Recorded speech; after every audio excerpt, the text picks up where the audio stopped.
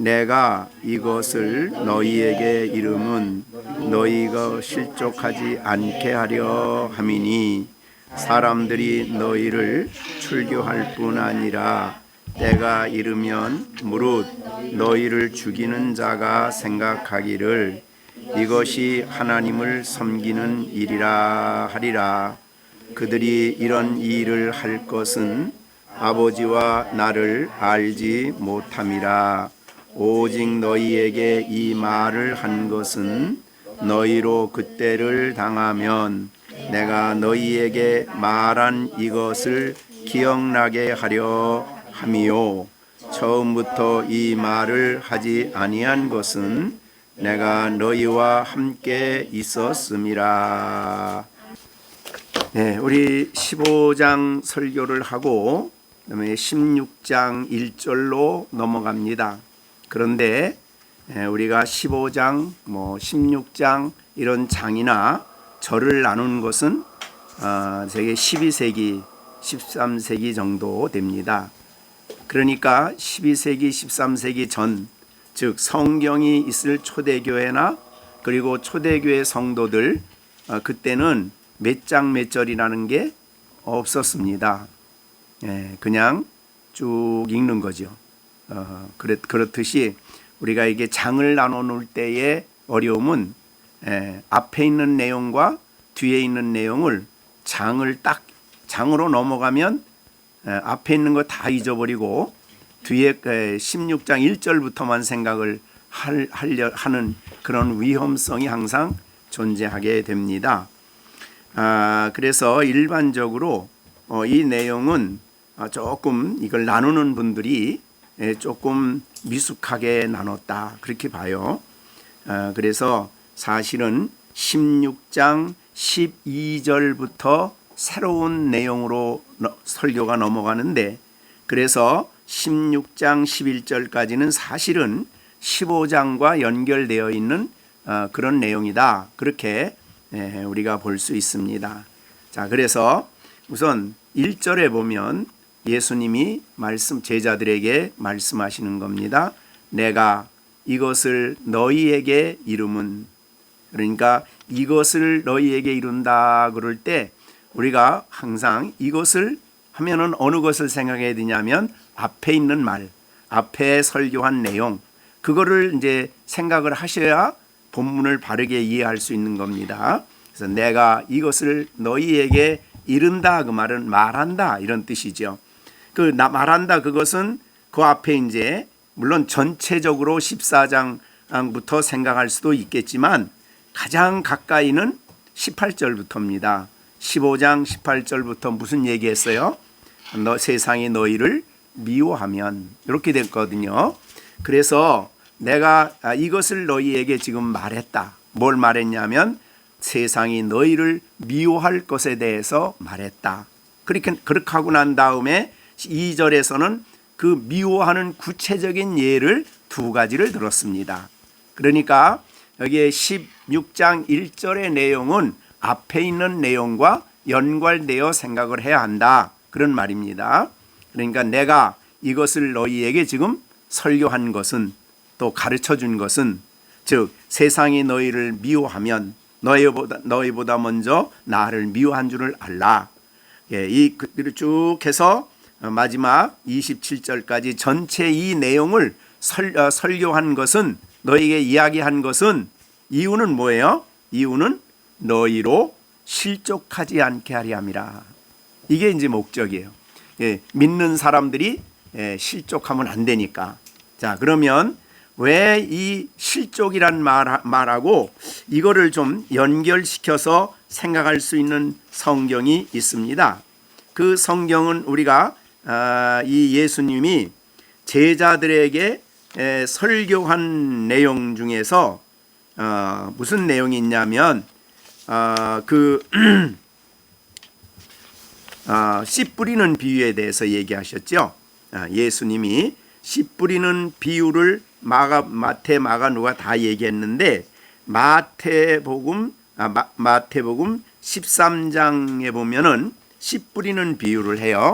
그래서 씨 뿌리는 비유가 하나님의 복음의 말씀을 전하는데, 예수님이 전했는데 그 말씀을 듣는 사람들의 반응이 세 가지였죠. 그래서 우리가 잘 아는 대로 13장에 씨 뿌리는 비유를 들으라 라고 13장 18절에 시작을 했습니다. 그렇죠? 그래서 첫째, 말씀을 듣고 깨닫지 못하는 것은 뭐와 같으냐면 길가와 같다. 길가에 복음이 뿌려졌다. 그런 내용이고, 두 번째는 돌밭과 같은 마음을 가진 사람에게 말씀이 뿌려졌다. 세 번째는 가시떨기 가운데 말씀이 뿌려졌다. 네 번째는 좋은 땅에 뿌려졌다. 이렇게 네 가지를 얘기했어요. 자, 네 가지 중에 오늘과 관련한 내용이 뭐냐면 두 번째입니다. 돌밭에 뿌려졌다는 것은 말씀을 듣고 그 다음에 20절 즉시 기쁨으로 말씀을 받아요. 복음을 받아요. 그랬는데 21절에 그 속에 뭐가 없어요? 뿌리가 없어 잠시 견디다가 뭐가 일어나요? 말씀으로 말미암아 환난과 그 다음에 박해가 일어나요. 그러면 어떻게 돼요? 이럴 때 날 때에 곧 넘어지는 자. 넘어진다는 게 실족이에요. 그죠? 넘어지는 자. 그래서 이 돌밭에 말씀이 뿌려졌다는 이 비유와 관계해서 오늘 16장 1절의 내용을 연결해 보면 그렇습니다. 내가 너희에게 말씀을 전했다. 그래서 너희가 믿었는데 앞으로 너희가 세상으로부터 미움을 당해서 박해를 받게 되면 박해를 받을 때에 너희가 어떻게 돼요? 환난과 박해가 있을 때에 좀 견디다가 넘어져요. 그게 실족하는 겁니다. 자기가 고백하고 믿었던 복음을 버리고 예수 믿는 것을 포기하여, 왜냐하면 박해가 여러 가지로 이제 나올 수 있는데 그런 어려움 속에서 혹시라도 예수님을 믿고 따르던 사람이 이거 예수 믿다가 너무 힘들다, 아니면 도저히 감당할 수 없다, 뭐 이런저런 이유 때문에 실족할 수 있는데 그렇지 않게 하기 위해서 그러니까 제자들을 특별히 사랑하신 거죠. 그죠? 사랑하셔서 미리 이 말을 해둔다. 미리 너희에게 이런 상황이 부딪힐 거다. 그래서 이 세상이 악한, 그러니까 어둠의 세력에 사로잡혀 있는 세상의 사람들이 너희를 미워한다. 그때 너희가 어렵다고 넘어지거나 믿는 것을 포기하거나 주저앉아서는 안 된다. 이제 이거를 미리 얘기해 주신 거예요. 그래서 우리 예수님께서는 우리에게 많은 부분을 미리 얘기해 주신 거예요. 성경을 여러분들이 잘 살펴보면 우리의 필요를 아시고 미리 얘기해 주시는 대표적인 게 구약이죠. 장차 오실 그리스도를 미리 얘기해 주셔서 오실 때에 그분을 기쁘게 영접해야 되는데 미리 얘기해 줘도 안 믿는 사람은 안 믿지만 어떻든 간에 우리에게 미리 얘기해 주. 근데 미리 얘기해 줄 수 있는 분은 아무나 하는 거 아니죠. 물론 사람도 장차 어떤 일이 있을까를 미리 생각할 수는 있고 여러 가지 이유를 들어서 앞으로 장차 이렇게 될 거다. 하다못해 저 태풍이 지금 올라오다가 이번에 태풍이 갑자기 처음에 발생할 때는 어디로 갈지 모르고 대충 온다고 그러다가 갑자기 일본으로 확 틀어버렸어요. 지금 확 틀어버려. 그게 우리나라로 왔더라면 엄청 큰 그 태풍이네 이번에 올라가는 게. 그래서 오늘 저녁부터 우리나라에는 간접 영향이 들어가는데, 자, 잠시 후에 얼마 후에 몇 시간 후에 될 일도 생각은 할 수 있지만 단정적으로 누구도 못하지요. 우리 인생에 대해서 누구도 앞나라에 대해서 단정적으로 얘기할 수 있는 사람은 아무도 없습니다. 오히려 그 일을 말씀하시고 말씀하실 것을 이루시고 역사를 처음과 나중이 되시는 하나님만이 사실은 할 수 있는 일이죠. 그래서 하나님은 아브라함은 장차 2000년 후에 될 예수님의 오심과 예수님으로 말미암아 복음이 땅끝까지 전파되는 몇천 년 후에 될 일을 하나님이 아브라함에게 얘기를 해 주셨어요. 그리고 그 일을 이루시는 거죠. 이거는 여기에서 66절의 말씀은 예수님이 누구라는 걸 보여주는 거예요. 예수님이 단순히 사람이 아니고 하나님이라는 걸 보여주는 거예요. 미리 말씀할 수 있는 분은 하나님밖에 없어요. 물론 구약의 선지자들이 사용이 돼서 미리 쓴 부분이 있지만 그 미리 쓴 것도 선지자들이 자기가 생각해서 쓴 게 아니죠. 하나님이 미리 될 일을 알려주신 겁니다. 그래서 몇백 년 후에 될 일을 이야기합니다. 그죠? 그래서 선지자들에게 이사야에게 뭐 얘기하면서 몇백 년 후에 일어날 요시아라는 이름까지 얘기를 하고 그렇게 장차될 일을 구체적으로 말씀하실 수 있는 고레스 임금이 일어날 것을 미리 이름까지 얘기해 줄 수 있는 분은 하나님밖에 없습니다. 그죠? 왜냐 하나님은 처음과 나중이시기 때문에. 인간은 그렇게 할 수 있는 사람이 아무도 없어요. 그래서 1절에 내가 이것을 너희에게 이름은 너희로 내가 하는 이 말을 잘 살피고 그래서 실족지 않아야 된다. 그런데 어느 경우에 실족이 되느냐? 실족과 관련해서는 박해다. 그게 아까 이제 어디에서요? 씨 뿌리는 비유에서 나왔는데 그 박해 내용을 보면 처음에 말씀을 받을 때는 어떻게 받아요? 아까 뭐라고 그랬죠? 21절에 20절에 마태복음 13장 20절에 말씀을 듣고 어떻게 받아요? 즉시 기쁨으로 받아. 왜? 복음이 사실은 굉장히 복된 거 아닙니까? 죄의 용서를 받습니다. 하나님이 도와주십니다. 하나님이 형통케 해주십니다. 이제 거기다가 막 다른 거 막 붙여버리면 예수 믿으면 잘 됩니다. 예수님은 건강합니다. 예수 믿으면 뭐든지 만사형통합니다. 그러면 그냥 막 받는 거죠. 기쁨으로. 근데 그게 전부였어요. 그게 예수님을 믿는 목적이었어요. 자기가 원하는 걸 받는 거죠. 자기가 바라는 것을 해준다고 메신저가 얘기했기 때문에 그걸 받아요. 근데 이거는 사실은 성경의 가르침은 아니에요. 그죠? 잘못된 메신저들, 거짓 선지자들이 하는 일이 주로 그거예요. 듣는 사람들이 뭘 원하느냐를 생각해서 그들이 원하는 것을 들려줘요. 그게 이단. 그래서 이단은 글로 넘어가는 겁니다. 여기 오면은 병 안 든다. 어떻게 잘 된다. 별 약속을 다 해요. 사람들이 원하는 거를. 그러니까 기쁨으로 받아. 근데 뿌리가 없어요. 뿌리. 진리, 복음의 뿌리를 깊이 이해해야 되는데 복음의 뿌리를 깊이 내리질 못했어요. 자, 그래서 이제 좀 견디다가 복음을 믿었는데 견디다가 미움을 좀 받으면 박해가 좀 오면 시험이 좀 오면 어떻게 돼요? 넘어지는 거지. 자, 그래서 우리 로마서 8장에도 그것이 있죠. 로마서 8장에 보면 이 세상에서 어떤 일들을 당해요? 믿는 사람들이 환난과 그 다음에 로마서 8장 우리 사라는 35절이죠.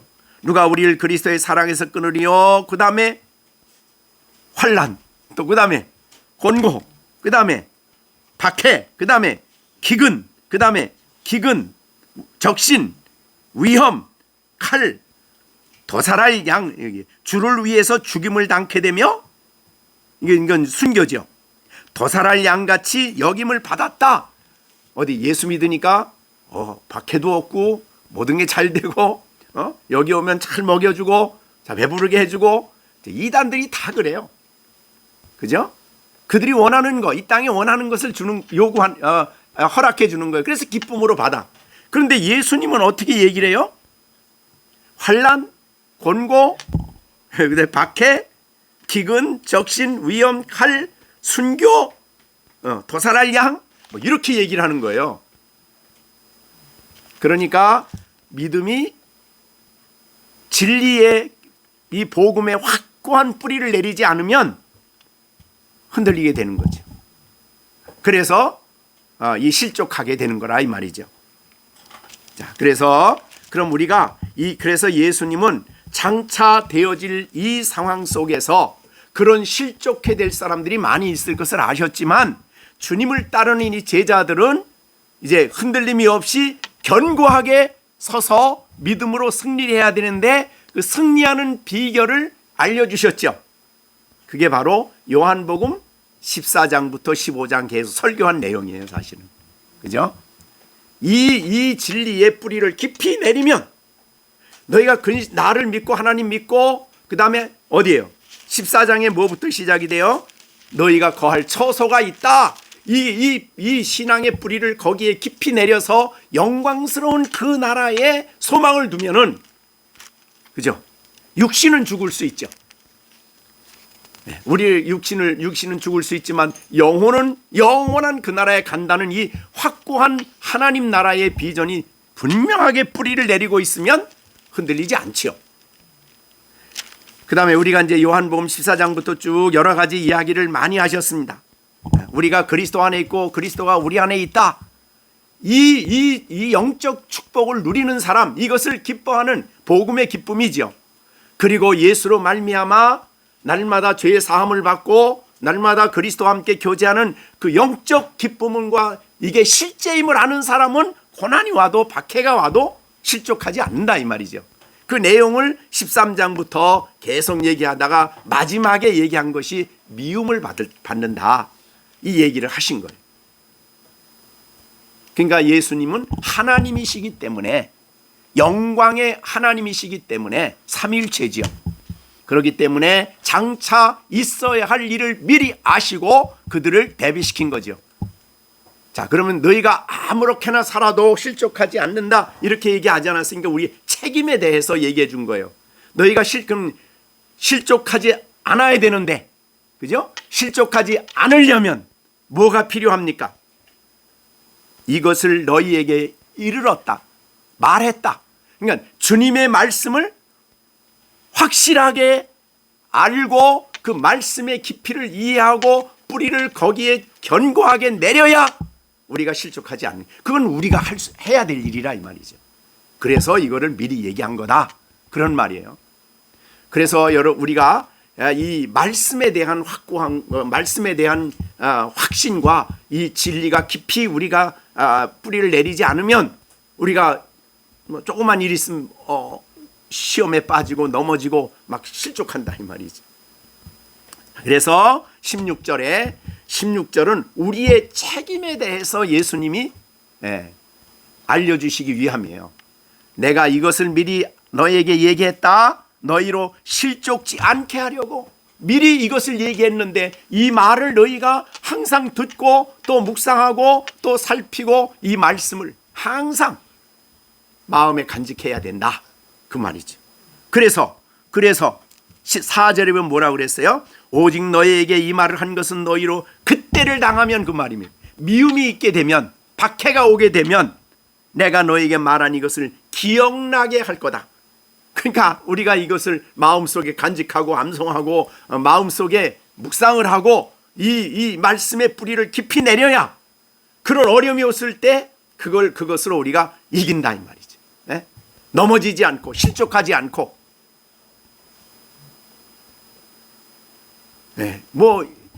그러니까 여기에서 보면은 믿는 사람들에게 실족하는 첫 번째가 뭐냐면 박해요. 박해, 미움. 세상의 미움이 성도들을 넘어지게 하고 제일 먼저 오는 박해가 성도들의 신앙을 흔들고 또 실족하게 하는 것이다. 그러니까 다른 말로 좀 표현한다면 마귀가 믿는 사람들을, 교회 나온 사람들을 넘어뜨리게 하는 첫 번째 도구가 박해다 이 말이죠. 그렇게 보면 그렇게 우리가 볼 수 있는 부분이에요. 자, 그래서 이 문제를 먼저 얘기를 해 주셨습니다. 그러니까 앞으로 여러분들이 우리가 신앙생활하면서 예수님 믿는다는 이유 때문에, 이건 이제 예수님 산상설교에서는 조금 다르게 얘기했지. 욕을 먹고 이런 일을 당할 때 오히려 이상하게 생각하지 말고 기뻐하라. 이제 8번째 복이에요, 그게. 그러니까 이거는 굉장히 수준 높은 복입니다. 기본적인 첫 신앙 처음 믿는 사람에게 오는 것이 아니에요. 예, 그래서 이 마태복음 5장에서 그런 말씀했죠. 나로 말미암아 너희를 욕하고, 그 다음에 5장 11절이죠. 박해하고 거짓으로 너희를 거짓되어 무슨 악한 말을 할 때에 너에게 복이 있다. 예, 기뻐하고 즐거워하라. 근데 그런데 이제 조금 더 그럼 구체적으로 예수님이, 자, 그래서 1절에서는 그런 겁니다. 우리를 사랑하시고 우리의 책임을 확고하게 이해시켜 주시고, 너희가 이 말씀을 부지런히 기억하고 내가 한 말을 잊지 말고, 이 설교를 잊지 말고 이 말씀 마음에 간직해서 환난을 당할 때에, 미움을 당할 때에 실족하지 않아야 된다. 이런 말이죠. 자, 그런데 이제 2절에 그 실족에 대한 2가지 예를 얘기해 준 거예요. 실족이 뭘까? 이제 여러 가지가 이건 말고도 물론 많이 있어요. 근데 대표적으로 이제 2가지를 제자들이 당장 당하게 될, 예수님이 떠나면 당하게 될 어려움에 대해서, 세상의 미움에 대해서 2가지를 얘기했어요. 자, 그것이 이제 2절입니다. 자, 2절 첫째는 뭐예요? 사람들이 너희를 출교한다. 이거 유대인들이 하는 거예요. 자, 유대의 사내들인 공회가 예수님을 십자가에 못 박게 한 사람들인데, 정죄한 사람들인데, 이제 예수님이 죽으시고 하늘나라로 간 이후에는 그들이 제자들을 향해서 출교하는 일을 합니다. 이것이 유대인 제자들이 받은 첫 번째 박해예요. 근데 우리는 출교 그러면 뭐 그만두지 뭐 교회 나가는 거 그만두지 뭐, 그리고 딴 교회 가면 돼. 그게 출교가 아니에요. 사실은 유대인들에게 출교는요 엄청난 데미지를 받습니다. 왜 그래요? 유대 사회는 종교 사회예요. 마치 지금 모슬렘이 국가의 종교인 나라에 기독교를 믿으면 모슬렘 교회에서 출교를 시켜버리면 공무원도 못하고 직장도 못 가고 엄청난 어려움을 당합니다. 생명의 위협까지 느끼는 거죠. 지금 유대 사회에서도 그렇습니다. 기독교인들은 완전히 유대 사회에서 출교를 해요. 자, 그러니까 여기에 출교라는 것은 우리가 지금 생각할 수 있는 것보다 훨씬 더 힘들고 어려운 일들이에요. 아까 말한 대로 재산도 뺏길 수도 있고, 가정에서도 내쫓을 수도 있고, 친구들과의 단교가 끊어질 수 있고, 사회에서 이 직장이나 말할 수 없는 불이익을 당합니다. 이게 이제 출교예요. 그래서 이제 이것이 터키나 이제 바울이 복음 전할 때에 그때의 유명한 이제 갈라디아나 이런 지역이 상업 지역에서는 길드라는 조직이 있어요. 길드. 그게 뭐냐면 오늘날 말하면 조합이요. 노동조합, 무슨 조합, 이 상업하는 사람끼리 모여서 회의를 만든 거예요. 예? 그 뭐죠? 의료인들이 모여서 이걸 만들고, 그 다음에 상업하는 사람들이 만들어요. 그러니까 다 그 조합에 들어가야, 거기서 장사도 하고 조합에 들어가야 살아갈 수가 있어요. 그런데 만약에 예수를 믿었다 그러면 그 조합에서 쫓아내는 거예요. 출교. 그럼 장사하고 못하는 거예요. 그래서 어려움을 당한 거예요. 그래서 여러분들이 아마 터키에 가면은 갑바도기아라는 데가 유명한 데가 있죠. 많이 요새 관광지역에서 나오는데, 갑바도기아에 가보면 거기 엄청난 산이 있어요. 산. 근데 산이 전부 다 산을 파고 들어가서 거기서 굴 속에서 살았어. 굴 속에서. 그게 이제 가려 있다가 지진이 나면서 깨지면서 그 굴이 발굴이 된 거거든. 나타난 건데, 산 전체가 다 거기 생활터전이 다 있어. 거기. 그러니까 거기서 방도 있고 집도 있고 학교도 있고 신학교도 있고 매장지도 있고 전부 전부 다 그 안에 다 들어가 있는, 그게 갑바도기아입니다. 그 다음에 이제 베린구유라는 곳은 지하를, 그 도시의 지하를 14층인가 13층 팠어요. 야, 근데 그 속에 들어가 산 거야. 왜? 박해가 일어났으니까 살 수가 없어. 그런데도 그 사람들은 어떻게 했어요? 실족하지 않고 끝까지 믿음을 지켰어요. 왜 그렇게 지킬 수가 있었어요? 자기 이익을 따라가는 사람 안 돼. 자기 유익을 추구했던 사람은 절대 그거 끝까지 못 지켜. 왜? 나 손해보는데, 내 어려움 당했는데. 그런데 복음을 올바로 안 사람, 여기 제자들과 같이 여기에 아까 하나님 나라에 대한 확고한 신앙이 있고 예수 그리스도를 믿음으로 하며 거듭났고, 그래서 그리스도 안에 있고, 이 포도나무 되시는 예수 그리스도께 접붙여진 사람이 됐고, 예수 그리스도의 그 놀라운 사랑을 누리는 사람, 교제하는 사람, 이거는 하나님의 존재하심이 실제하고 영광스러운 그 나라에 들어갈 수 있는 이 엄청난 축복을 구속을 통해 이룬 것을 확고하게 알고 누리고 있기 때문에, 자, 그들에게는 생명보다 더 중요한 것이 영생이에요. 그러니까 죽음도, 그 다음에 출교 다음에 뭐가 나와요?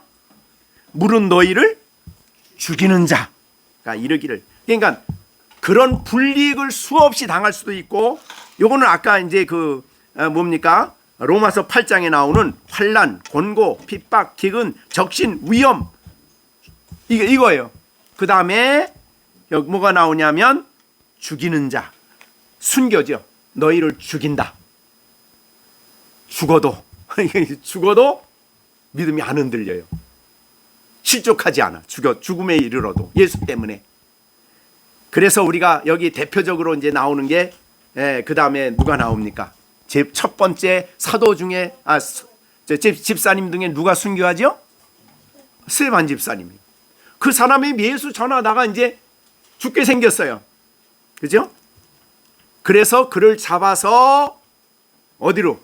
성문 밖으로 내치고, 그 다음에 돌을 들은, 유대인들은요, 돌을 들어 치는 것은 하나님을 모독한 죄는 돌 들어 쳐요. 그런데 그들이 돌 들어 칠 때 이만한 큰 돌을 가지고 팍 그냥 들어서 갑자기 기절시켜 죽게 하는 게 아니에요. 조그만 돌이, 요것만한 돌. 그래가지고 그걸 수없이 던져야 돼. 큰 거 가지고 던지면 안 돼. 이게 유대인의 돌 던지는 법이야. 그러니까 온몸이 다 피투성이 되고 전부 다 그래가지고 죽는 거예요.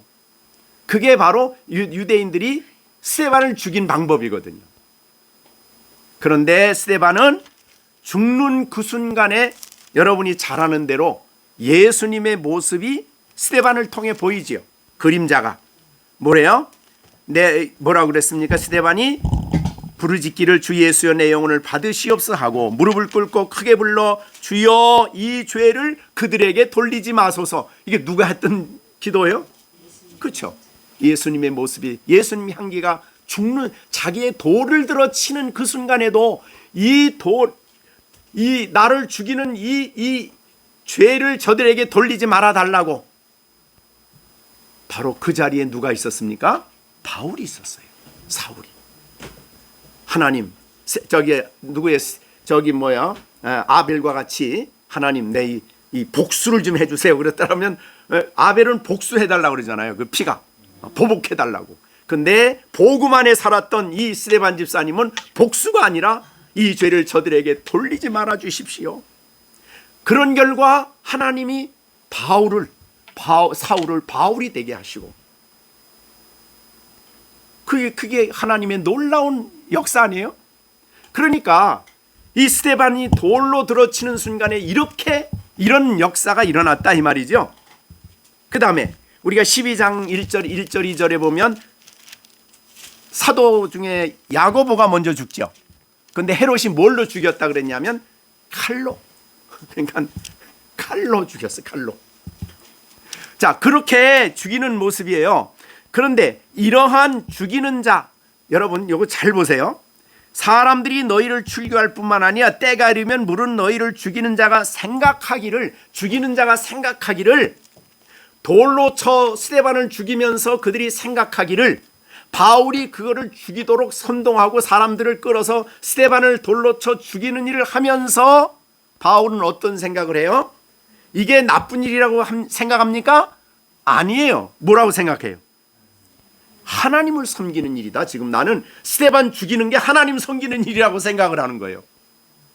이 영적인 무지가 얼마나 무서운가 보십시오. 그죠?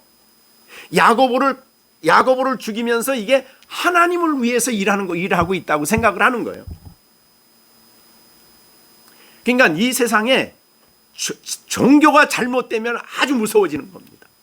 여러분 중세 동안 중세의 순수한 믿음을 가진 사람들이 중세 교회가 아니고 교회라는 명칭 있지만은 다른 사람들이 있었어요. 그러니까 그 사람들은 순수하게 믿음을 믿었던 사람들이 있어요. 그게 이제 하나님이 지키신 남은 자인데 대표적인 게 이제 프랑스의 왈도파라는 사람들이에요. 그 사람들이 성경을 깨닫고 너무너무 감동이 돼가지고 성경을 번역을 해서 그걸 가지고 막 전도하면 막 돌아다닌 거예요. 그러니까 캐톨릭에서 성경 번역은 이단이다 이렇게 해가지고 그 사람들을 막 한 마을을 전체로 죽이고 그래가지고 중세의 순수한 기독교인들이 죽은 것이 6천만이라 그래요. 그러니까 캐톨릭이 죽인 사람들이에요. 그런데 죽이면서 그들은 어떤 생각을 해요? 이것이 하나님 섬기는 일이고 이것이 신앙생활하는 일이 수없는 단두대에다가 기독교인들을 그렇게 죽이면서도 이게 하나님 섬기는 일이라 이렇게 생각합니다. 그러니까 종교가 잘못되면요 무서운 거예요. 여러분 지금 종교가 잘못된 마호메트들 모슬림교들 보면 뭐 폭탄 가지고 폭탄 가지고 가서 딴 사람 막 차를 가지고 가서 폭탄을 죽이면서 자기는 뭐 한다고 그래. 지금 성전을 한다. 거룩한 하나님의 전투를 한다는 거예요. 그러니까 종교가 잘못되면요 가장 무서운 겁니다. 이단들이 그래서 무서워. 그들은 하나님 위해서 일한다고 하면서 그렇게 죄책감 없이 사람들을 수없이 죽이는 거거든요. 자, 그래서 그거를 지금 2절에서 보여준 거예요. 그래서 그런 사람들이 유대인들도 기독교인들을 그렇게 박해하면서도 자기들은 아주 하나님께 열심을 낸다고 생각한 거예요. 빌립보서에 보면은 바울 사도도 과거에는 그런 사람이었다고 얘기를 하고 있어요. 자, 바울 사도가 이 빌립보서에 보면 자신이 하나님께 대해서 어떻게 했는가 보십시오.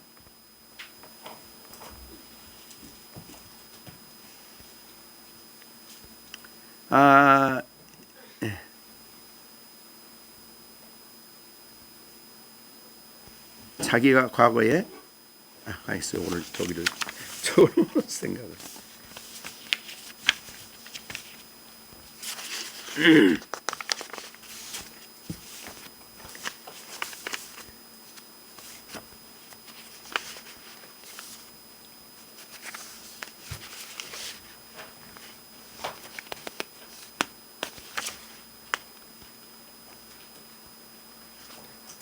빌립보서 3장입니다. 3장.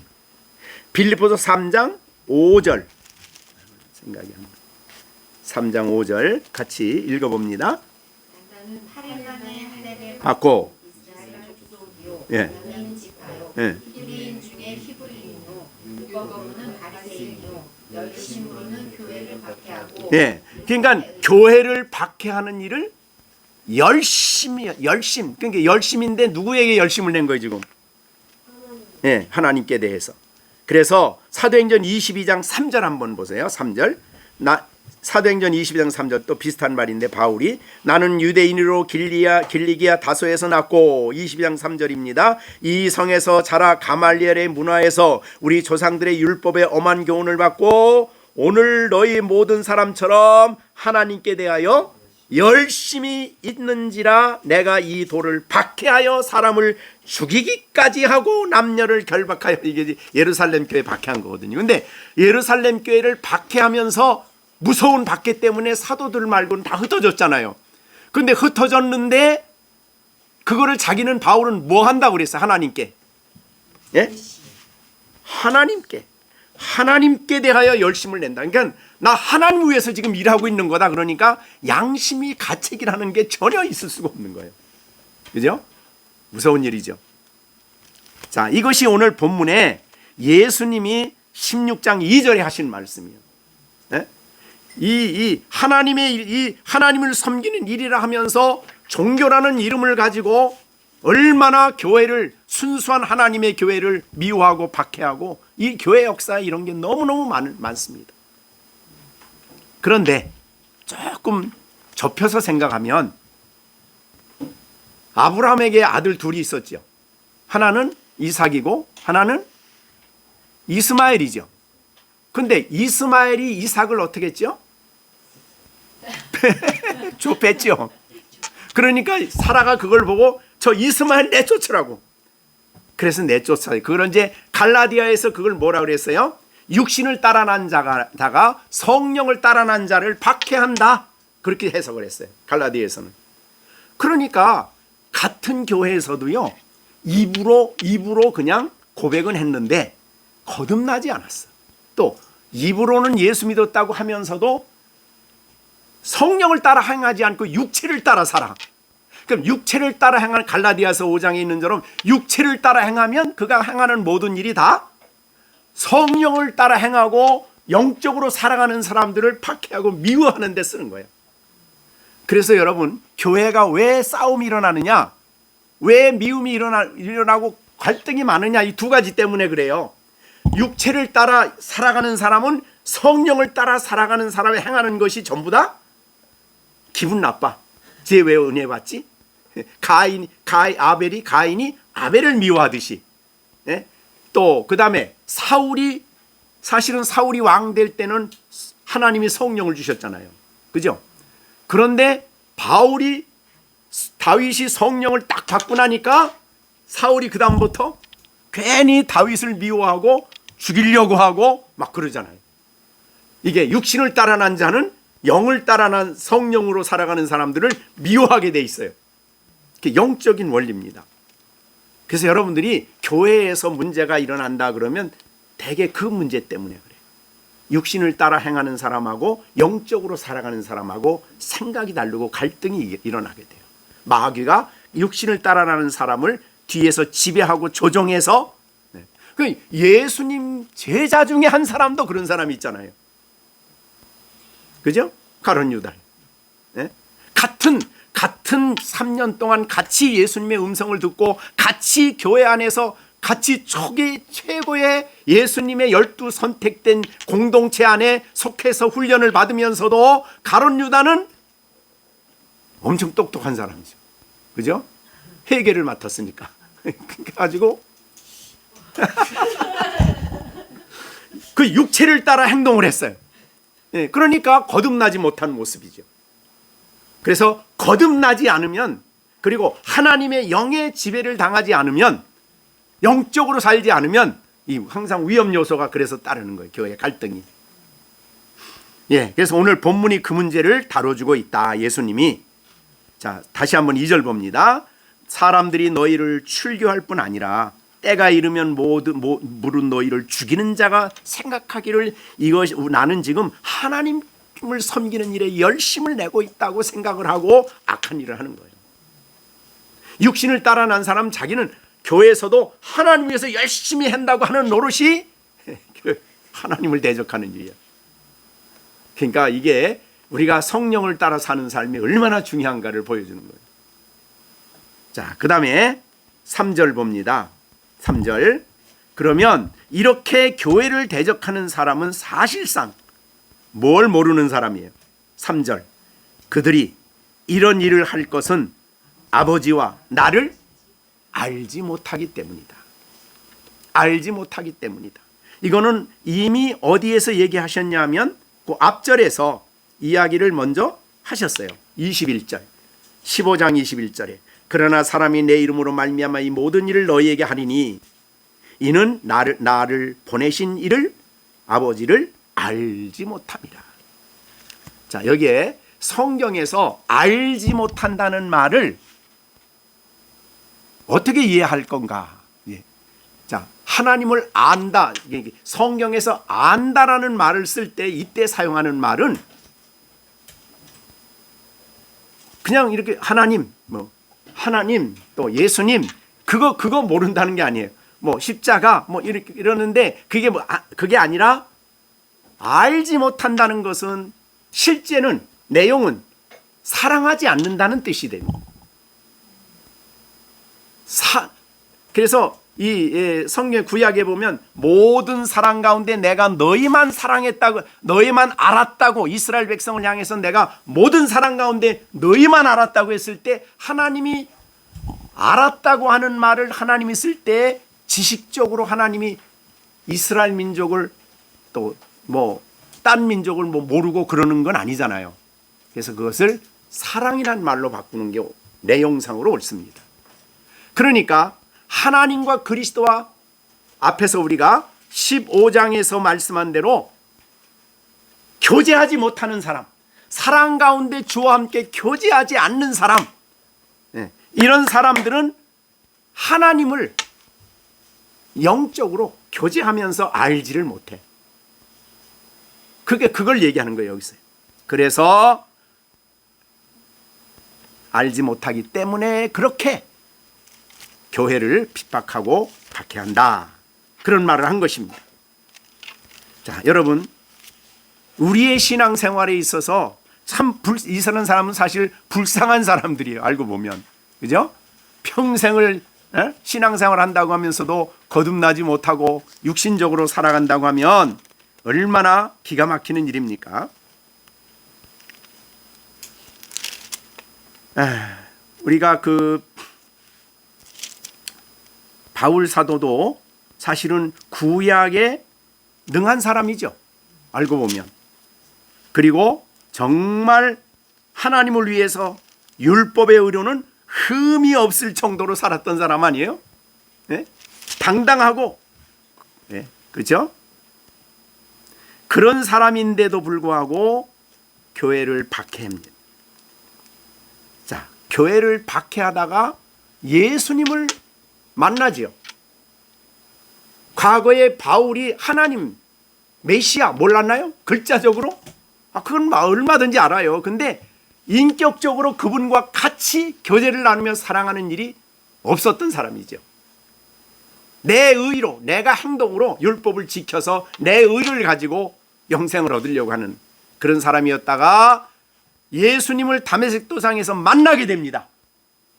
그리고 난 다음에 예수님을 알게 되고 그때 아는 것이 그게 진짜 안 거죠. 알고 난 다음에 예수님을 위해서 전생에 자기를 그렇게 교회를 박해하는 자기를 부르시고 자기를 선택하시고 만나주신 게 너무너무 놀라운 거예요. 사실은 자기는 죽여도 할 말이 없는데 자기를 교회를 그렇게 비박하고 사람을 죽이고 막 그랬던 자기를 찾아오셔서 불러주시고 자기를 생명을 주신 것을 생각하면 너무너무 감사한 거예요. 그래서 이제 주님을 알고 주님을 전하는 사람이 됐잖아요. 그래가지고 나중에 이제 복음을 전하다가 1, 2, 3차 전도여행을 마치고 예루살렘에 갔어요. 그랬더니 예루살렘에 있는 사내들인 공회나 그 다음에 왕들이나 다 죽여야 된다는 거예요, 바울은. 근데 총독의 입장에서 볼 땐 죽일 죄가 없어. 여러분, 누구와 비슷해요? 네. 유대인들은 다 죽여야 돼. 예수님 죽여라 하는데 십자가에 못 박았는데 빌라도 총독이 볼 때는 죄가 하나도 없는 거야. 근데 죽이라고 하는 거야. 바울에게 똑같아요. 자, 그런데 바울이 이제 그 순간에 자기 앞에 베스도 총독과 그 다음에 벨릭스 그 왕과 아그리빠 왕이 모여서 이제 신문을 하는 그 자리예요. 그래서 내가 이렇게 된 것이 예수님을 만났기 때문이다. 이분이 메시아다. 죽으시고 부활하신 이분이 메시아다. 라고 얘기를 하는 거예요. 그랬더니 아그리빠 왕이 이런 말 합니다. 왕이, 야 바울아, 내가 적은 말로 나를 구원하여 그리스도인이 되게 하느냐? 지금 이제 바울의 이야기를 가만히 듣고 있다 자기 믿으라는 얘기 알고 보면. 그래 네가 그 얘기하고 나보고 예수 믿으라고 그러는 거냐? 그 말이죠. 그러자 29절 유명한 말씀이죠. 사도행전 26장 29절. 바울이 이르되 말이 적으나 많으나 아그리빠 왕 당신뿐 아니라 오늘 내 말을 듣는 모든 사람도 다 이렇게 내가 결박된 것 외에는 나와 같이 되기를 하나님께 원하나이다. 그게 뭐예요? 얼마나 당당합니까? 지금 그 앞에 왕이 있고 총독이 있고 유대의 모든 지도자들이 다 있어요. 지금 사내들인 공의 지도자, 종교 지도자들이 다 있는 자리에서 바울이 그런 말 하는 거예요. 네?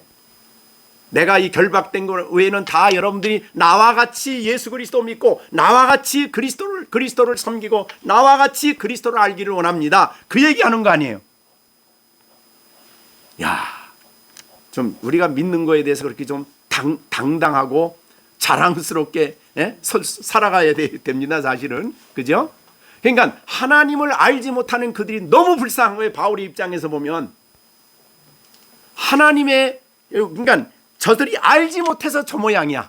하나님을 알지 못하고 주님을 알지 못해서 그렇게 그리스도를 거절하고 그리스도를 박해하고 그러니 저 얼마나 불쌍한 영혼인지 이런 마음을 갖는 거죠. 자, 여러분이 우리에게 좀 속상하게 하는 사람이 있으면 괜히 미워하지 마세요. 하나님을 알지 못해서 그래. 주님을 알지 못해서 저 모양이야. 자, 그러니까 오히려 우리를 미워하는 사람들을 불쌍히 여기는 마음을 가져야 된다 그 말이죠. 그죠? 하나님을 알았으면 나같이 됐으면 얼마나 좋을까.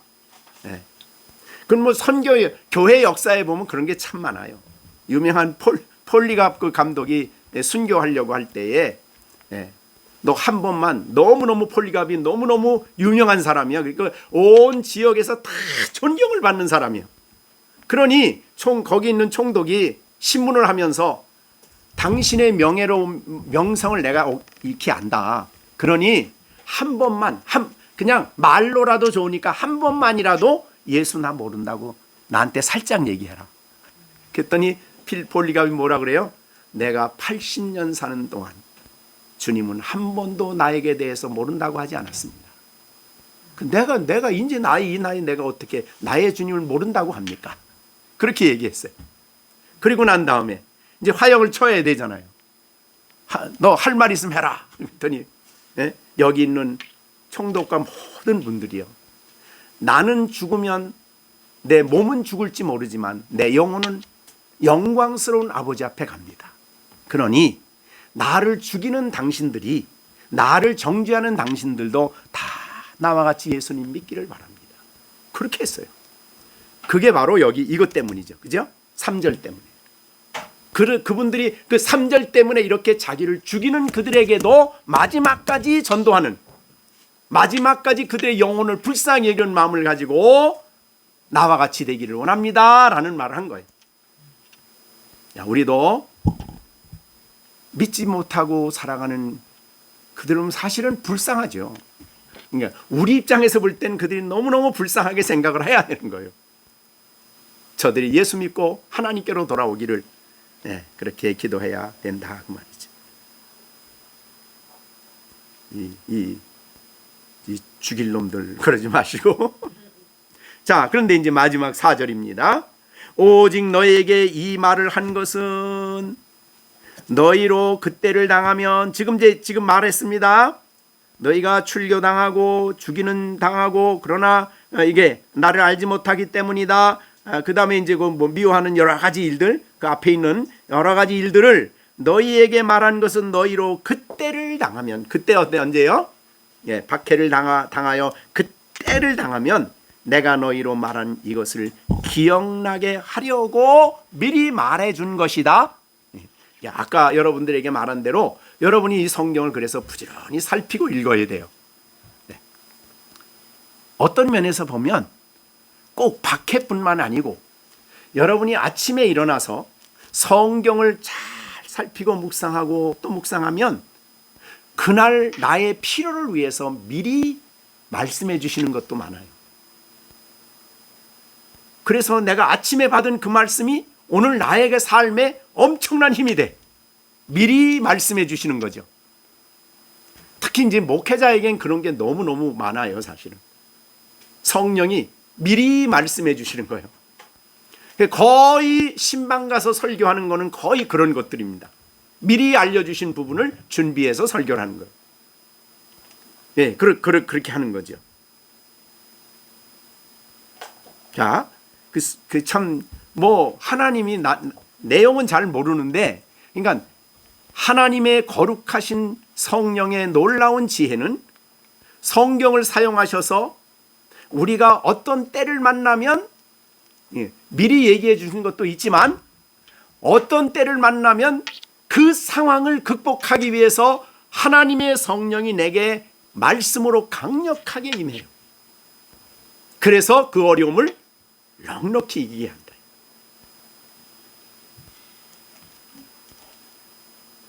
성령의 역사하심이죠. 그래서 지난번에도 잠깐 말했지만은 되게 순교하시는 분들이나 그 어려운 가운데 있는 분들의 되게 이야기를 보면은 거의 영적인 얘기예요. 네? 자, 그래서 기억나게 한다. 기억나게 한다 그랬더니 어떤 생각이 좀 드냐, 어떤 말씀이 생각이 나냐면 14장 설교한 생각이 나요. 14장. 자, 여기에 보면 26절이에요. 26절. 내가 가서 이제 아버지께 기도하면 보혜사를 너희에게 나오게 하실 텐데, 이거는 내재하시는 성령이 아니라 그랬어요. 우리에게 어떤 필요한 때에, 상황이 부딪혔을 때에 하나님이 그 일을 극복하기 위해서 아버지께서 성령을 보내시는 거예요. 사자로. 예? 그런데 어떻게 해요? 곧 보혜사 곧 아버지께서 내 이름으로 보내실 성령 그가 너희에게 모든 것을 가르치고, 그 다음에 내가 너희에게 말한 모든 것을 어떻게 해요? 생각나게. 이게 기억이에요. 예? 생각나게 하신다. 우리가 성경 읽으면 성경 다 암송한 거 다 그냥 100개 암송하면 100개가 항상 다 순간적으로 다 가지고 있습니까? 아니잖아요. 그죠? 암송하고 가지고 있었는데 어떤 상황에 부딪히면 하나님의 영이 그걸 생각나게 하신 거예요. 내게 생각나게 하셔서 딱 거기에 맞추시는 거예요. 성도들은 그 강력한 말씀이 생각나게 하시는 말씀 앞에 순종하고 그걸 붙들고 극복하고 승리한다 이 말이죠. 그래서 여기에 기억나게 한다는 것은 성령을 보내주시는 것과 같은 내용입니다. 왜 그러냐? 여기에 우리 놀랍게 베드로 전서 한번 보겠습니다. 베드로 전서 4장입니다. 베드로 전서 4장 12절입니다. 자, 사랑하는 자들아, 너희에게 시련하려고 오는 불시험을 이상한 일 당하는 것 같이 이상히 여기지 말라. 이 불시험은 이제 초대교회가 당했던 박해입니다. 박해가 오는 거 이상히 여기지 말아라 그 말이죠. 왜? 예수님이 먼저 얘기하셨다 이 말이죠. 오히려 너희가 그리스도의 고난에 참여하는 것으로 즐거워하라. 이는 그의 영광을 나타내실 때 너희도 너희로 즐거워하고 기뻐하게 하려 함이라. 그 다음에 14절 같이 읽습니다. 너희가 그리스도의 이름으로 당하면, 예, 그 다음에 자, 치욕이 복이에요? 치욕은 복이 아니에요. 근데 치욕을 당하게 되면, 미움을 당하게 되면 복이 있어. 왜 복이 있어요? 영광의 영, 하나님의 영이 아버지께서 보혜사를 보내서 나오시는, 아들을 통해 나오시는 그 영이 여러분과 함께 계셔서, 여러분 위에 계셔서 여러분에게 역사한다는 거예요. 그래서 복이 있다는 거죠. 그러니까 어려움과 고난은 그래서 이기는 거예요. 우리 교회 역사에 보면 유명한 그 전도자 최권능 목사님이라고 있었는데 이거 이제 유명한 분입니다.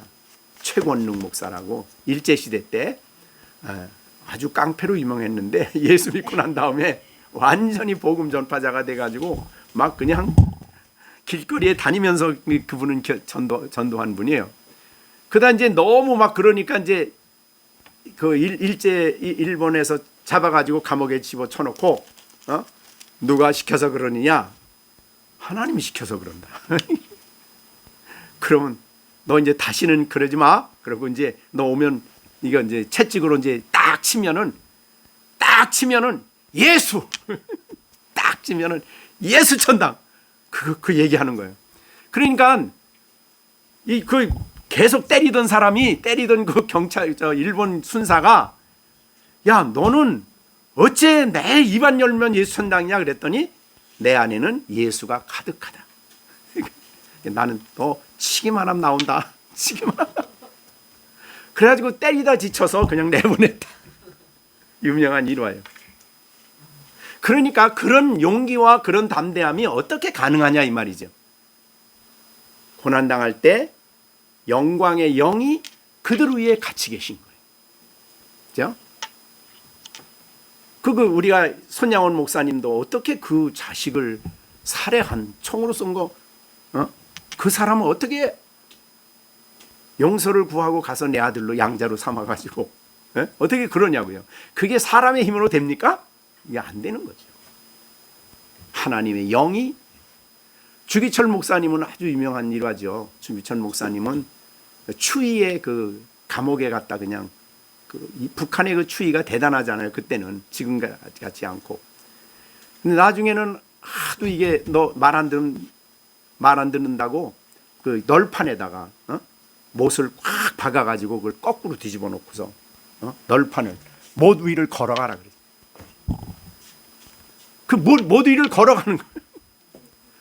생각을 해보세요. 못 위를 걸어가면서 그분이 한 말이 주님 가신 길, 십자가의 길, 나도 그 길을 간다. 그러니까 어떻게 그런 용기와 그런 힘이 생길까요? 인간 본성으로는 못하는 거예요, 사실은. 그죠?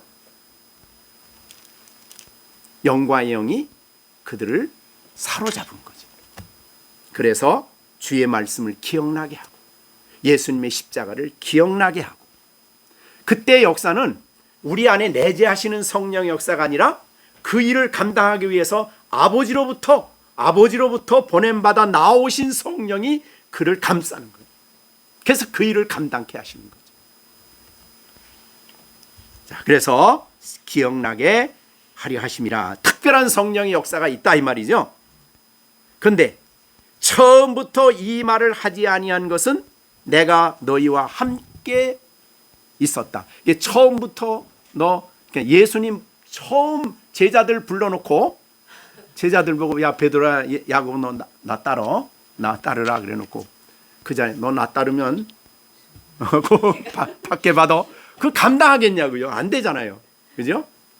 그러니까 처음부터 사실은 예수님 알았지만 그들이 그거를 감당할 수 있는 준비가 아직 안 되었어요. 처음에는. 그래서 처음엔 예수님 안 했어요. 그러니까 자기만 따라다니라 그랬어요. 그리고 예수님을 보고 예수님이 어떤가를 보고 그 다음에 이제 지금 이거는 마지막 겟세마네 동산 가기 전 아니에요. 이때 얘기를 하신 거예요. 구체적으로.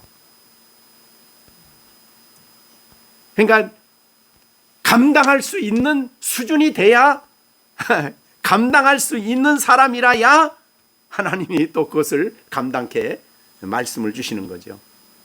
네. 그래서 우리의 신앙생활도 준비 안 된 감당할 수 없는 사람이 감당할 수 없는 무거운 짐을 지는 자리에 서면 어려워요. 감당 못하니까.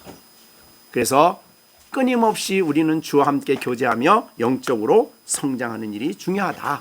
이렇게 여겨집니다. 자, 이제 오늘 이 설교를 듣는 우리 열린샘교회 성도들은 이 설교를 들을 만한 것 같아. 그죠? 여러분들은 왜 들을 만합니까? 복음을 알고 복음을 기뻐하는 사람이에요. 그러니까 복음을 기뻐하는 사람은 육신의 생명보다 영적인 생명이 더 귀함을 알아. 그래서 여러분들이 폴리갑이 말한 것처럼 내 생명은 죽일 수 있지만 영혼은 당신들이 못 죽인다. 내 영혼은 하나님 앞으로 간다. 이런 믿음이, 이거는 복음을 확실하게 믿지 않는 사람은 할 수 없는 얘기지요.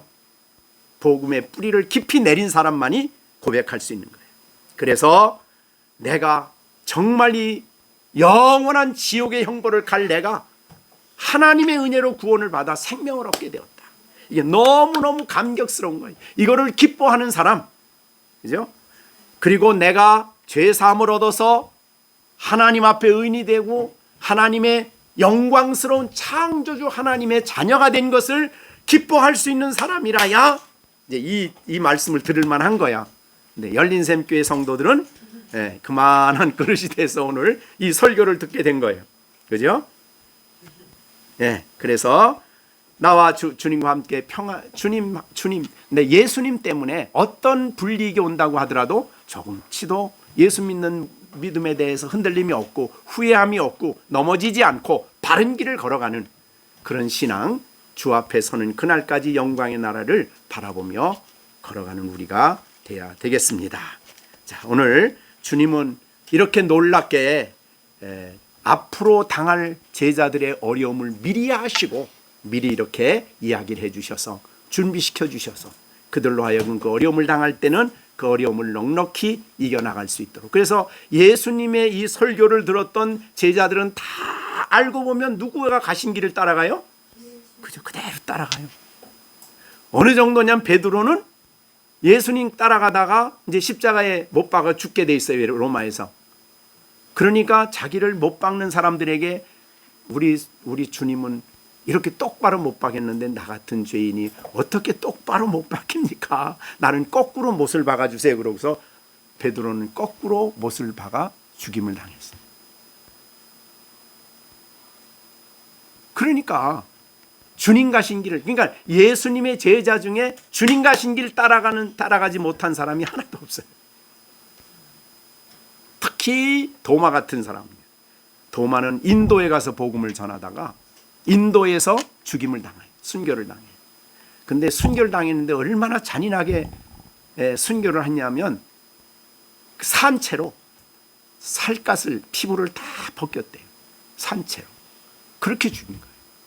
그래도 자기를 죽이는 그들을 향해서 여러분, 내 몸은 잠시 있다가 끝납니다.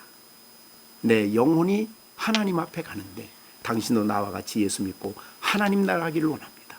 그래서 도마를 죽이던 그 족장이 그냥 너무 거기에 감동을 받아가지고 한 부족이 다 예수를 믿어버렸어요. 그러니까 그들은 죽음 앞에 죽음이 두려운 사람이 없죠. 그래서 제자들은 예수 때문에 어려움 당하는 것이 오히려 복이다. 왜? 영광의 영이 함께 계시기 때문에, 그리고 예수님의 고난에 참여하기 때문에, 주님을 바라보면서 주님이 앞서간 그 길. 손양원 목사님이 이제 그 순교하고 순교하려고 할 때에 그런 얘기했다고 그러죠.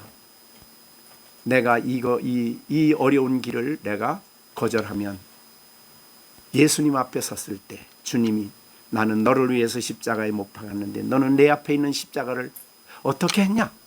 이 말을 나에게 하신다면 나는 뭐라고 대답해야 됩니까? 그래서 나는 이 길을 가는 겁니다. 그리고 순교의 길을 간 거죠. 그러니까 신앙인들의 삶은 영원한 그 세계를 바라보며 믿음으로 사는 거예요. 그러니까 이 땅이 전부고 이 세상의 행복이 전부인 사람은 뿌리를 깊이 내리지 못한 사람이고 넘어지죠. 그래서 영광의 그 나라를 우리가 바라보면서 살아갈 때 나는 못합니다. 그러나 그때마다 성령을 보내주셔서 성령이 나를 붙들어 주시고 나를 감당케 해주십니다. 우리가 어떤 계시록에 보면 어떤 어려운 상황이 우리에게 올지 우리는 모르죠. 모르지만은 그런 어떻든 원하기는 우리나라가 정말 세계적으로 하나님의 복음을 그래도 많이 순수하게 가지고 전하는 그런 교단이 우리 한국교회에 있어서 주님 오시기 그날까지 땅끝까지 이르러 복음을 전하는 나라가 됐으면 좋겠어요. 그죠? 그래서 여러분들이 그 일에 귀하게 또 헌신하고 쓰여지고 이렇게 하면 좋겠습니다. 자, 우리 영광스러운 주님께 감사하고 이 놀라우신 주님이 우리의 앞날을 아시고 미리 예비해 주시고 미리 우리를 준비해 주시는 그런 하나님인 걸 생각하고 주님을 기쁘게 섬기는 우리 모두가 되겠습니다. 기도하겠습니다. 자, 우리 주신 말씀 생각하시면서 우리가 인생을 살아가면서 더 중요한 영생이 무엇인가를 알게 하시고 날마다 예수님을 사랑하고 예수님을 기뻐하고 주님과 교제하며 주님을 알며 살아가는 영적인 삶을 살게 해 주십시오. 육신을 따라 삶으로 하나님과 원수된 자리에 서지 않게 하시고 성령을 따라 사는 우리가 될 수 있게 해주시고 끝까지 주님 가신 길을 겸손히 따라가는 우리 모두가 될 수 있도록 하나님께서 역사해 주시고 우리 열린샘교회 식구들 되게 해달라고 우리 다 같이 말씀 생각하시면서 함께 하나님 앞에 기도하겠습니다. 기도하십시다. 이제는 우리 주 예수 그리스도의 은혜와 하나님 아버지의 넓고 크신 사랑과 성령의 교통하심이 오늘도 주의 말씀을 듣고 이 주님 앞에 서는 그날까지 영광의 나라에 가는 그날까지 나그네 인생길 마치는 그날까지 하나님의 말씀에 순종하며 주님 가신 길 따라가는 영적 삶을 살아갈 것을 다짐하는 우리 모두에게 이제로부터 영원토록 함께 계실지어다. 아멘.